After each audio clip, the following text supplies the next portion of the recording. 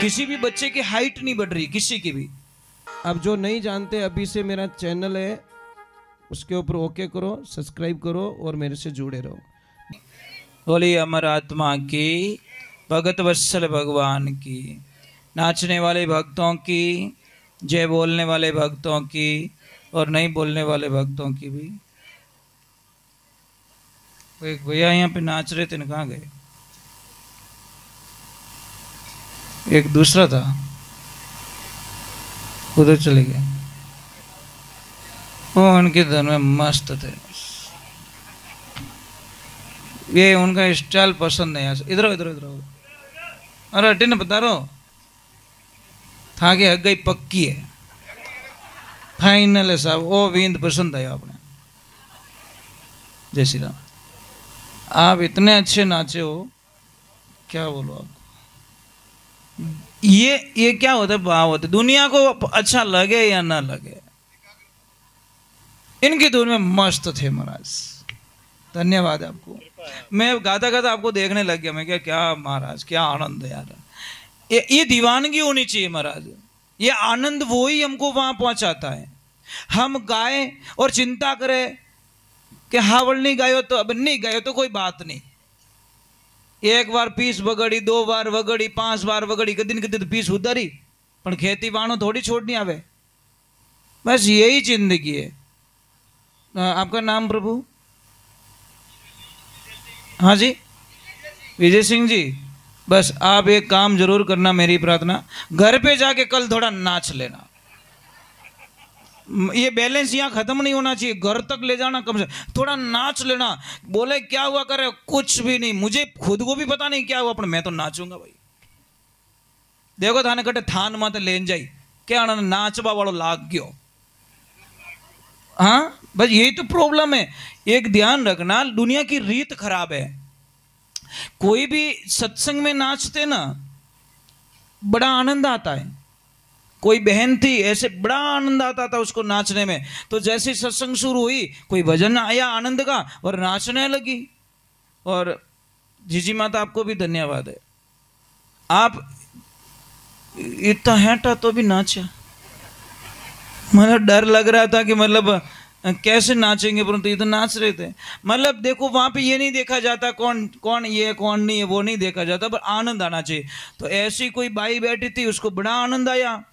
ससुराल था, खड़ी हुई नाचने लगी और ऐसी नाची महाराज, ऐसी नाची कि ओढ़ने पड़ियो नीचो, उगाड़े माते होगी। और जैसे ही उगाड़े माते हो गई, बिना ससुर जी बटी बैठा वे के राम राम राम, बे ओळख ली के क्यों रे राम राम राम, आ तो मारे भवरिया की भू पान की अटे कई करे। महाराज बासा ने अतरो गुस्सो आई गयो कि बासा बोलियो कि असी बिदनी न छावे भाई, मैं तो दूसरी लाऊंगा, जाना कोई चाइने की आइटम रह जो। एक बात का ध्यान रखना, कोई भी माता बहन जब सत्संग में नाचती है तो लोग कहीं क्या तो भावड़ी होगी, और डीजे माते नाचे जड़े कहीं के वे वाह क्या स्टाइल है, ये थारा पल्ला लेवे थारा। मजाक नहीं कर रहा हूं, डीजे पे गंदे गंदे गाने बजते साहब, और वहां हमारी बहन बेटियां नाचती, किसी को ऐतराज भी नहीं है।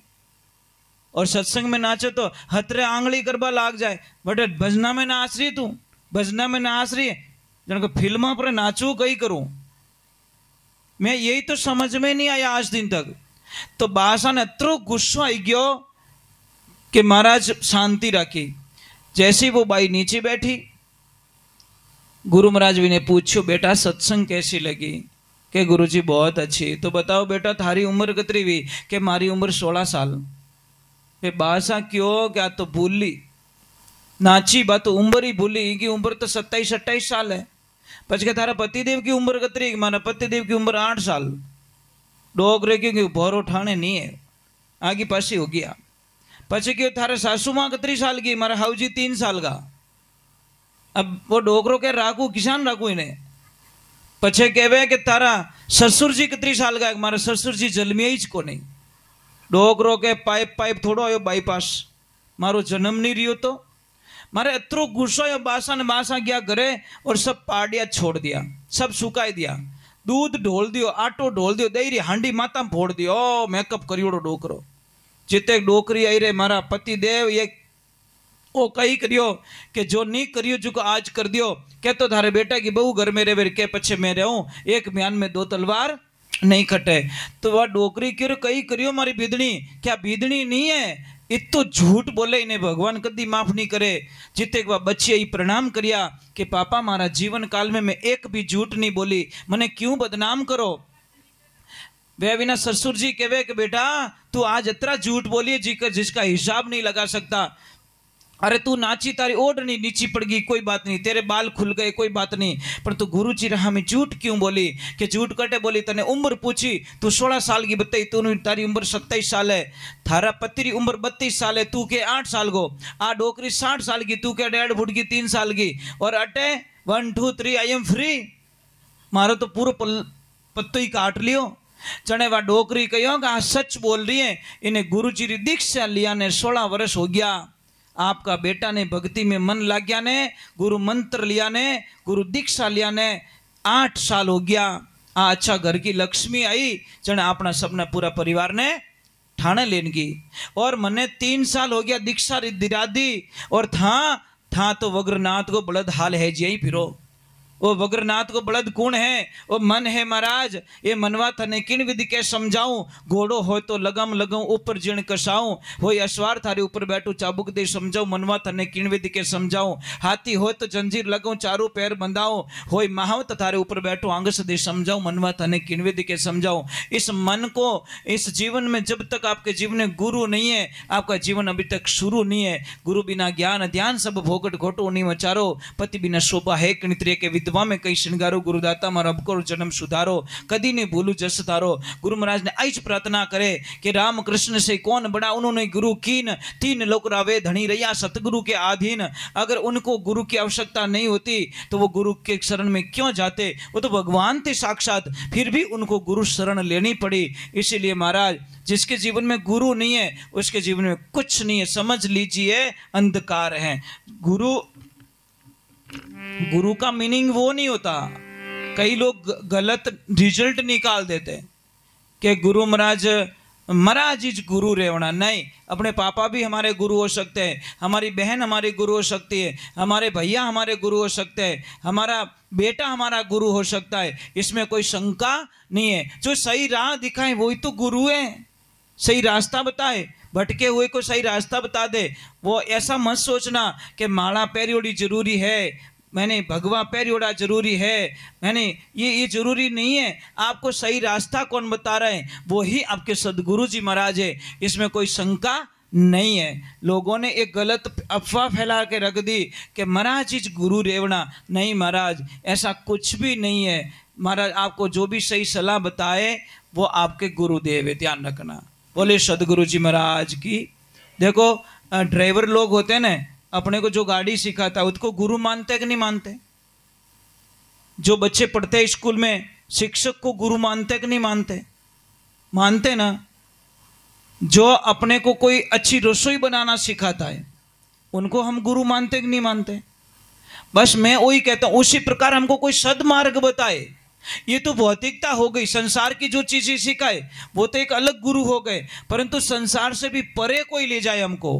मन पवना वटे पहुंचे नहीं, मारी हेली नहीं भरमरो नाव, केवी कबीर सा धर्मी दास ने तू आद पुरुष ने धाव। बटे कोई ले जावे तो उन्होंने महाराज गुरु कहा ने कि मन तू गुरु शरण में रहना, उतरोला पार आचा गुरु मिलिया पुट जगत ने देना, मन तू गुरु शरण में रहना।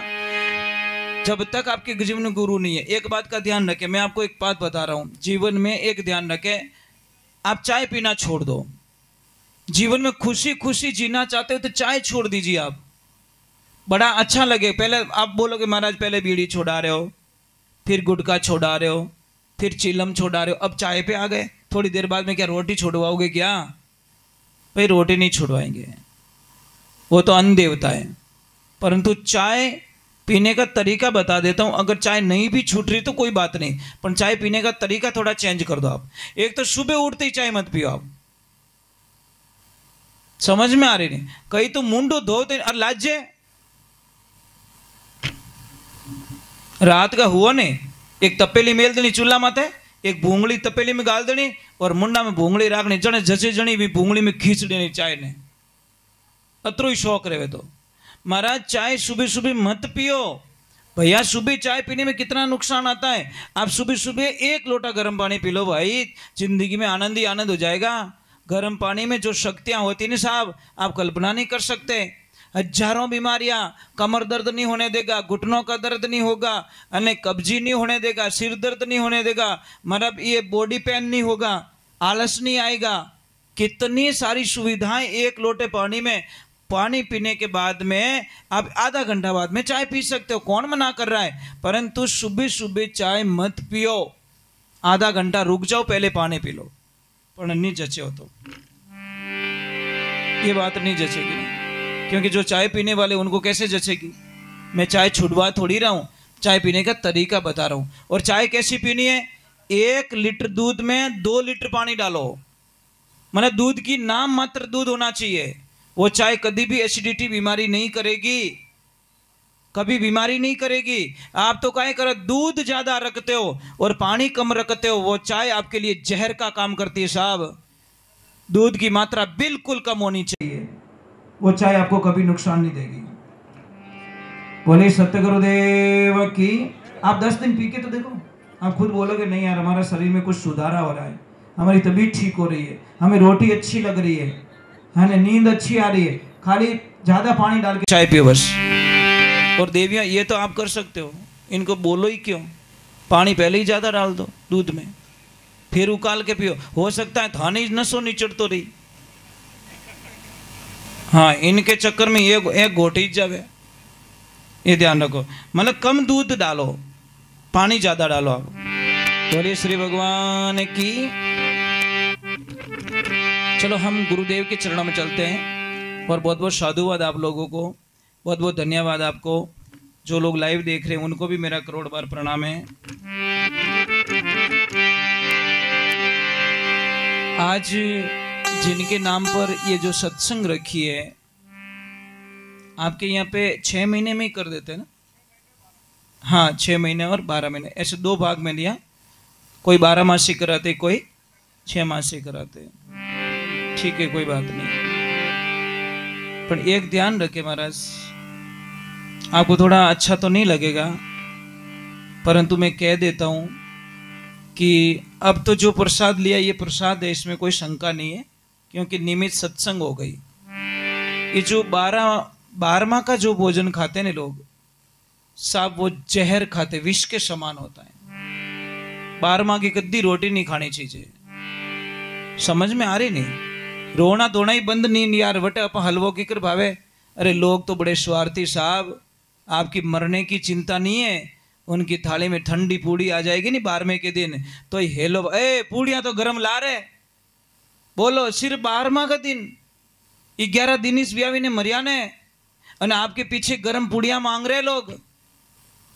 कौन परवाह कर रहा है आपकी भाई, समझ में आ रही नहीं, कौन परवाह कर रहा है। जो थाली में पूड़ियां गरम मांग रहा है, गर्मा गर्मा आवा दे तू, वारे वाह भगवान वाह।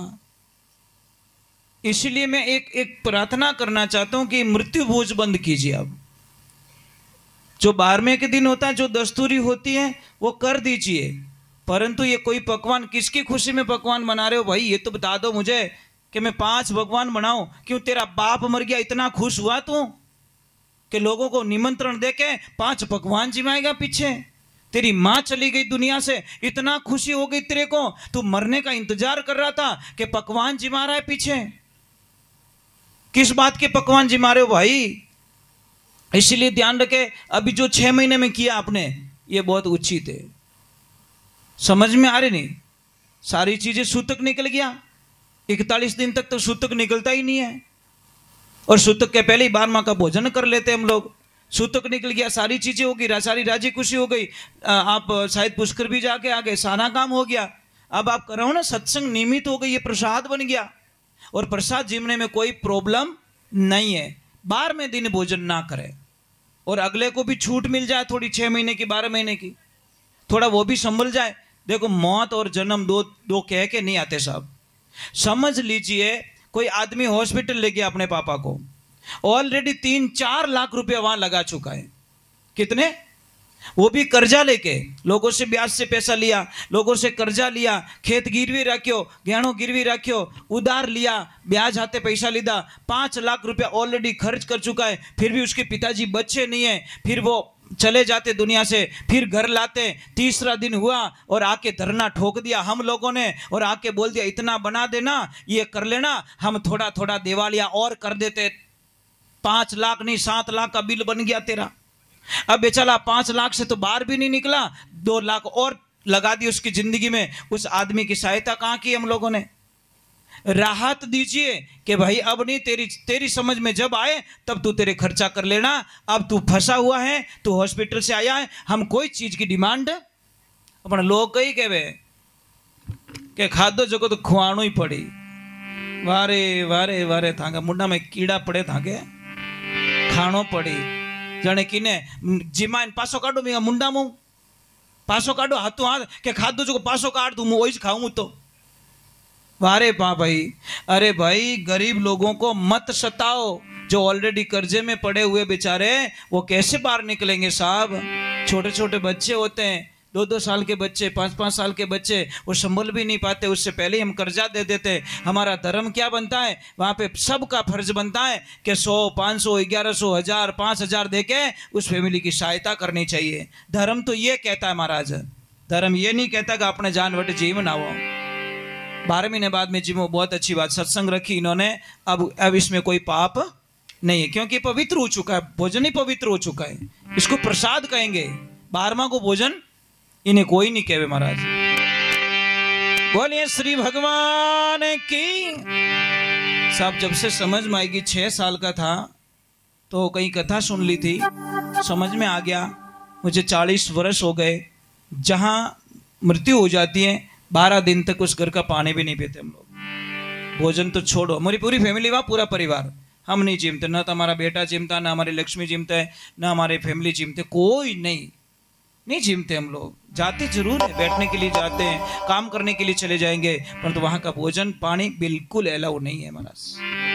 समझ में आ गई, क्योंकि गीता में स्पष्ट लिखा है कि हे अर्जुन, इस दुनिया में सबसे दूषित भोजन कहा जाता है वो होता है 12वां का भोजन। भगवान श्री कृष्ण गीता में कह रहा, अगर गीता पढ़ता है ना वो आदमी कभी 12वें का भोजन नहीं करे, ये ध्यान रखें। ऐसे 12 महीने के बाद में मौका होता है ना, ऐसा मौका, इसमें हम कोई बच्ची की शादी भी करवा सकते हैं साहब। खर्चो तो त्रुई रेवे कि नहीं रेवे, तो एक बच्ची की शादी करवा सकते हैं साहब। एक पंथ 2 काज, ये ध्यान रखें।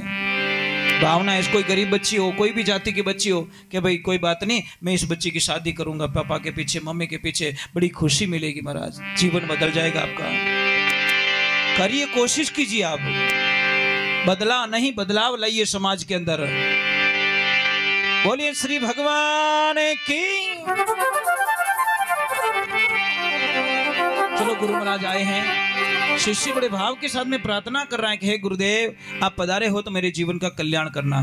थोड़ा इंतजार जरूर करना, कई लोगों को 5 वाणी की बड़ी उतावल होती है, बहुत फास्ट होती है, और मेरा थोड़ा काम थोड़ा अलग होता है। मैं नीवरू भाटो थोड़ा मजबूत दिया करूं ताकि बिल्डिंग सालों साल चले। यूं नहीं पी आबादे मेल तूतुर कर चुनाई चालू अने बेटो चमोसा यूं टेड़ पड़ी भल्ट પછી કે હું કઈ કરું, દિવાલ બેઠ ગઈ થારી બલી રે, તું દિવાલ બેઠો કારીગર તું હે તો કે मैं है तो मसालो तो हाउ नेकणो चावे तने, भाटो तो हाउ देणो चावे, वो तो के बैठ गई क्योंकि विन के रिपिया छा रहा था। भाई सत्संग करने के लिए आए तो नियम ही पक्का होगा हमारा, ये ध्यान रखे।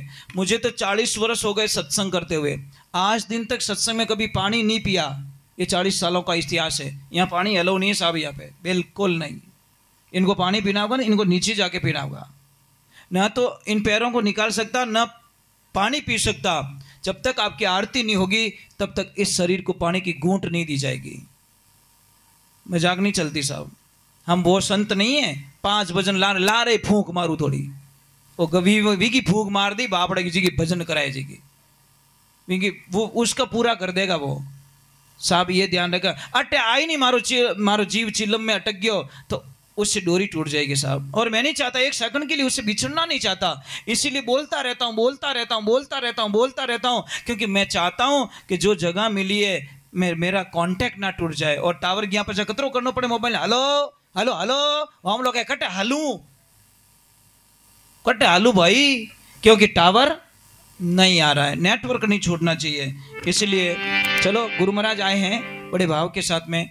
एक थोड़ा ध्यान रखे, मैं आपको वंदना कर रहा हूँ, कतरा भी गोडा दुखता रहे रोज इतना इतना चूना लो। मैं डेली बताता रहता हूँ, इतना चूना है ना, ये खाने वाला चूना, तम्बाकू के साथ में खाते, तम्बाकू के साथ में खाओगे तो गोडे दुखेंगे, और पानी के साथ में उसी चूने को मिला के पियोगे तो घोटना दुखना बंद हो जाएगा। ये ध्यान रखना, वहां पे जहर का काम करता है और यहाँ पे अमृत का काम करता है।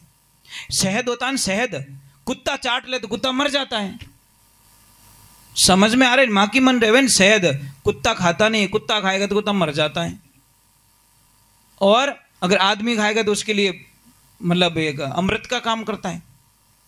तो तम्बाकू के साथ में चूना खाओगे तो साथ जिंदगी खराब हो जाएगी।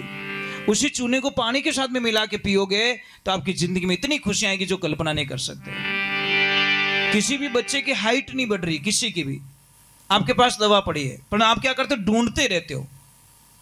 समझ में आ रही? दवा कहां पड़ी? आपके घर में पड़ी, आपके खेत में दवा पड़ी है। वो द्रोबड़ी नहीं आती, द्रोबड़ी क्या कहते हैं उसको, जो खड़ी वाली नहीं, आड़ी लांबा तांता वाले, वो लेके आओ, घर एक तोड़ के लेके आओ, और गाय का दूध होना चाहिए, टुकड़े कर दो, उसको धो लो और दूध के साथ में उबाल के उस बच्चे को पिलाओ जिसकी बॉडी नहीं बन रही है, जिसको पढ़ाई नहीं आ रही है, जिसकी हाइट नहीं बढ़ रही है, जिसको याद नहीं रह रहा है, जिसको आलस बहुत आ रहा है, जिसको खून की कमी है, उसको दूध के साथ में पिलाना स्टार्ट करो। आप कल्पना भी नहीं करोगे मेरा बच्चा ठीक कैसे हो गया।